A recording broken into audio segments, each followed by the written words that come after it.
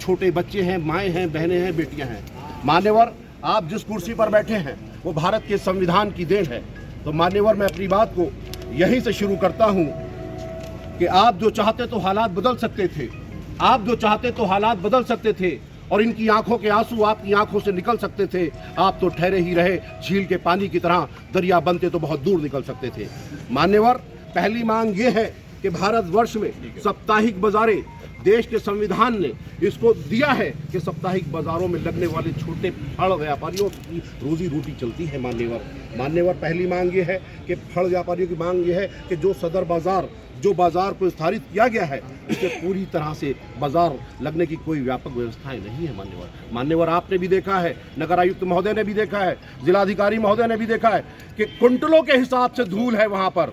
मान्यवर, धूल में कपड़ा बेचने वाले छोटे व्यापारियों का माल खराब हो गया, जिसमें हजारों रुपए का नुकसान हुआ। क्या ये बात गलत है मान्यवर कि जब बाजार को स्थापित किया गया था, उस बाजार के व्यापारियों को यह आश्वासन दिया गया था कि हम यहाँ पर पानी का छिड़काव करेंगे, इंटरलॉकिंग की व्यवस्था करेंगे, टीन शेड की व्यवस्था करेंगे। मान्यवर, ऐसा कुछ नहीं हुआ, जिससे छोटे व्यापारियों का बहुत बड़ा नुकसान हुआ है। मान्यवर, इनके ऊपर आर्थिक संकट गहरा गया है। फल व्यापारियों की दूसरी मांग यह है मान्यवर कि रेलवे लाइन पर जहां पर भी दुकान लगना, वहां पर टीन शेड डालकर, इंटरलॉकिंग खड़ा बिछवाकर दुकानों को तैयार करवाया जाए। जब तक मान्यवर दुकानें तैयार नहीं होती, तब तक बाजार को वर्षों से लगी चली आ रही बाजार पे ही लगने दिया जाए मान्यवर, ताकि इनकी रोजी रोटी का इंतजाम हो सके।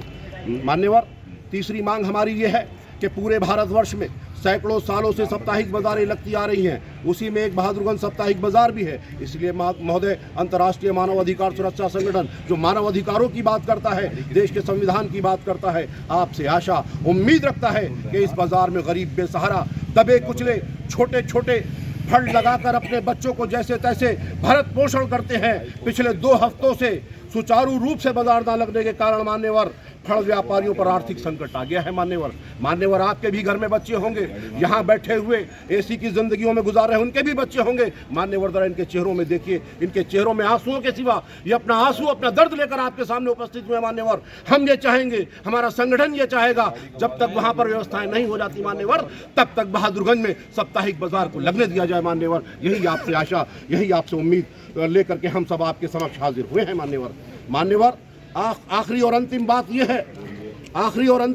है कि मान्यवर, अंतर्राष्ट्रीय मानव अधिकार सुरक्षा संगठन चाहता है कि मानवीय अधिकारों का हनन न हो।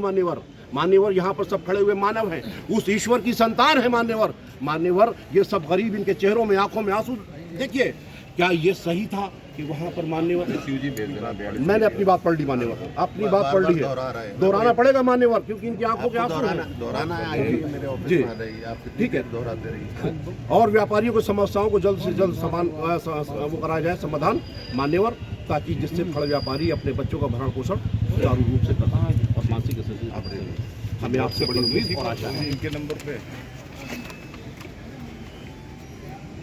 ठीक है, तो उसमें मेल आईडी दे दीजिएगा। ठीक है, धन्यवाद।